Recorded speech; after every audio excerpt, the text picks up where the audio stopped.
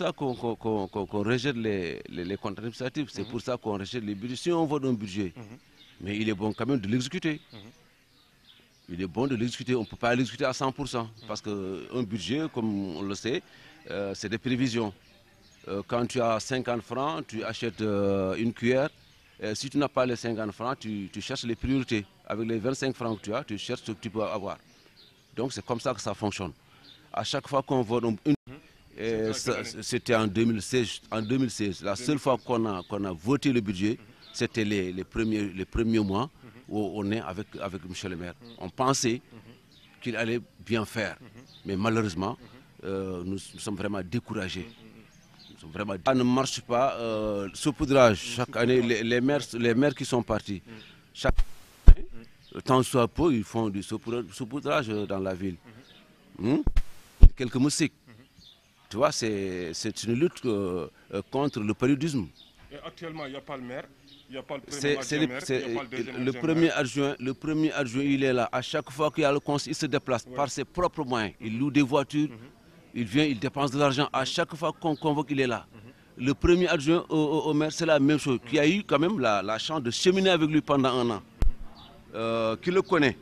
Parce que nous, depuis le départ, on a senti que ça n'allait pas. Et nous nous sommes démarqués. Le premier adjoint au moins, lui, il a eu la chance de cheminer avec le maire. Et il a compris. Et finalement, il a rejoint. En ce moment, il n'y a que le maire qui cavale seul. L'ordre du jour du conseil municipal, il est préparé par le bureau.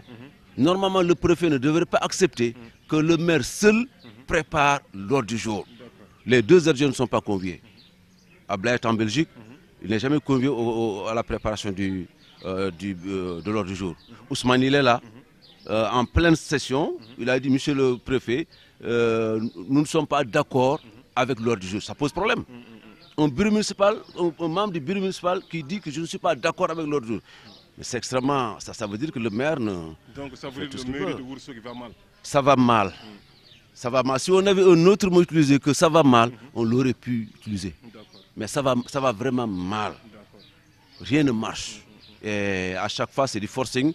Tu as vu, une fois, tu étais là, des gendarmes qui viennent nous sortir des élus dans la salle, parce que ces élus-là veulent qu'il y ait de la transparence.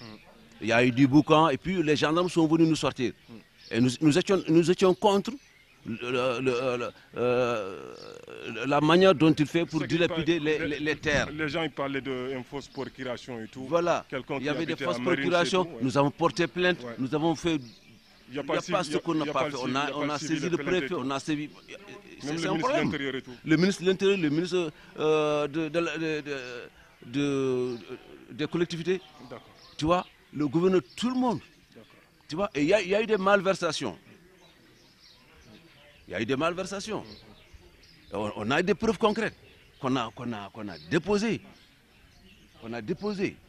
Mais on parle de bonne gouvernance. C'est quoi votre regret aujourd'hui sur la gestion de le maire de Ourossogui? Notre regret.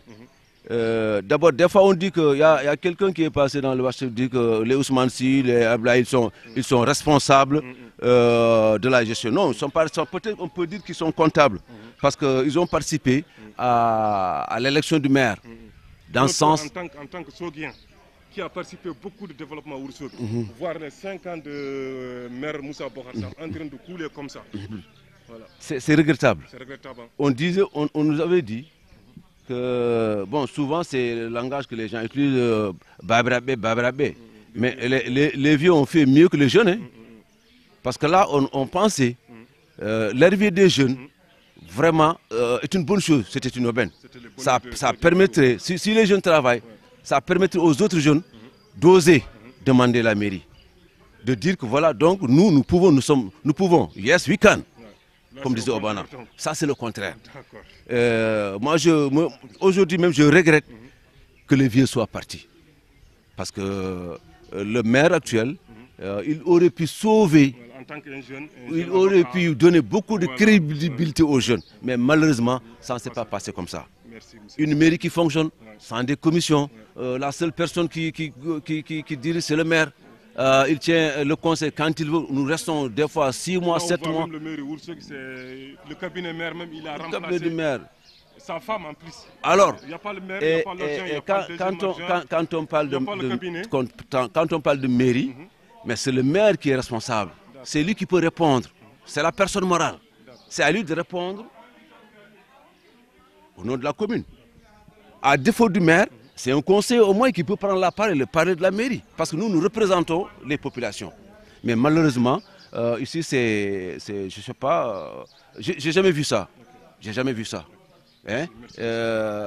Autre chose, les jeunes se sont mobilisés l'autre fois pour dire non à l'accaparement des terres. Il y a des sites qu'on a pratiquement vendus, n'est-ce pas? Et il y a des preuves qui sont là, des terrains qui étaient là pour le marché, des terrains qui étaient là pour autre chose, bon, qu'on donne à des privés, sans que le conseil municipal ne soit au courant, sans que le conseil municipal ne délibère. Mais c'est grave. C'est grave. Donc nous regrettons toutes ces pratiques. Vraiment, nous sommes là pour la commune de Ourossogui. On est des conseillers issus du parti IPD, mais nous sommes Soguiens. C'est ça qui prime. Le parti qui s'appelle Ourossogui, nous sommes tous militants. Voilà.